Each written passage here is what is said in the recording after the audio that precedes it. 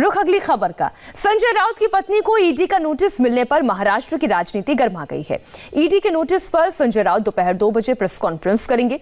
शिवसेना भवन में Sanjay Raut press conference करने वाले हैं और नोटिस को लेकर अपना पक्ष रखेंगे। लेकिन प्रेस कॉन्फ्रेंस से पहले संजय राउत मुख्यमंत्री उद्धव ठाकरे से मुलाकात करेंगे और नोटिस को लेकर जानकारी देंगे।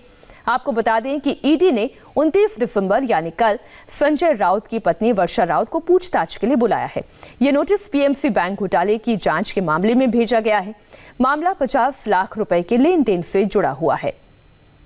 आपको बताते हैं कि संजय राउत की पत्नी को ईडी ने समन क्यों भेजा है। सूत्रों के मुताबिक संजय राउत के करीबी और गुरु आशीष कंस्ट्रक्शन कंपनी के डायरेक्टर प्रवीण राउत का लिंक सामने आया है। दरअसल कुछ दिन पहले ईडी ने कंपनी के डायरेक्टर प्रवीण राउत को गिरफ्तार किया। प्रवीण राउत के अकाउंट्स की जब जांच की गई तो 50 लाख के ट्रांजैक्शन का भी पता चला। यह लेन देन संजय राउत की पत्नी वर्षा राउत और प्रवीण के बीच हुआ। इसी को लेकर ईडी सवाल जवाब करना चाहती है। पूरी जानकारी जुटाने के लिए ही वर्षा राउत को सुमन किया गया है। संजय राउत ने राज्यसभा चुनाव के लिए अपना जो एफिडेविट दिया था उसमें भी इस बात का जिक्र है कि प्रवीण राउत की पत्नी के अकाउंट वर्षा राउत के अकाउंट में कुछ पैसे लोन के लिए लिए गए हैं। ईडी इसी लेन देन के बारे में पूरी जानकारी जुटाना चाहती है। वर्षा राउत को ईडी ने पूछताछ के लिए बुलाया। सुमन भेजकर पूछताछ के लिए बुलाया गया है वर्षा राउत को और 29 दिसंबर यानी कल ईडी के सामने वर्षा राउत को पेश होना है। पीएमसी बैंक घोटाले से जुड़ा हुआ यह पूरा मामला है जिसके तहत कल की तारीख में पूछताछ होगी वर्षा राउत से।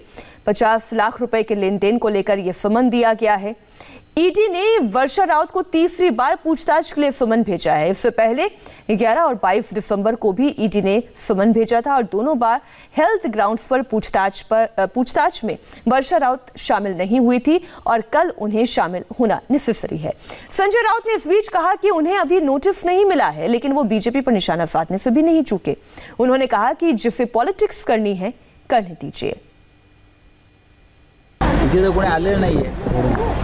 आता मी माझा माणूस पाठवलाय भारतीय जनता पक्षाच्या कार्यालयात। कदाचित तिकडे नोटीस कुठेतरी अडकली असेल, तिथून माणूस निघाला असेल त्यांच्या पक्षाचा। अब देख लेंगे। देखो ये सब पॉलिटिक्स है।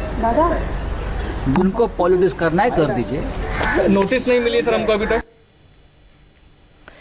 राउत की पत्नी को ईडी का नोटिस मिलने के बाद राजनीति गर्मा गई है। महाराष्ट्र सरकार का आरोप है कि बदले की भावना से कार्रवाई की जा रही है। जहाँ तक ईडी का नोटिस है, अभी बहुत लोगों को नोटिस मिलने लग गए हैं, तो हो सकता है चलिए उसमें अब जो राजनीति समझो या और कोई बात समझो, जो भी सच्चा है सामने आ जाएगा। लेकिन इसको बहुत ज़्यादा मतलब इसका कोई और अर्थ निकालने का मुझे कोई मतलब नहीं लगता है। बदले की भावना से कुछ नहीं किया। अब वो जो भी है, कोई उसका ज़्यादा कोई उसको हम अदरवाइज नहीं लेते हैं। आता है, उसकी कार्रवाई होती है, कार्रवाई का पालन करते हैं। राजकारण जो भी कोई भारतीय जनता पार्टी के धोरण के खिलाफ में या उनके नेता के खिलाफ में बोलेगा, उसके पीछे ईडी की चौकसी लगाना, उसके पीछे सीबीआई की चौकसी लगाना। अभी सीबीआई के बारे में तो हमने निर्णय लिया है कि हमारे परमिशन के बिगर महाराष्ट्र में किसी की भी सीबीआई इंक्वायरी नहीं हो सकती।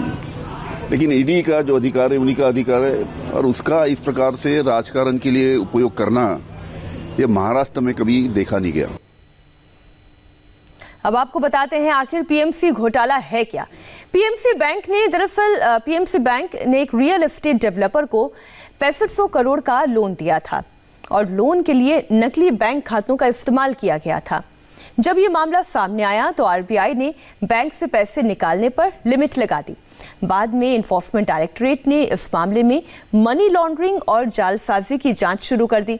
खुलासे के बाद बैंक के पूर्व एमडी और पूर्व चेयरमैन को गिरफ्तार किया गया था। इसके साथ ही बैंक के कई वरिष्ठ अधिकारियों को गिरफ्तार कर लिया गया था।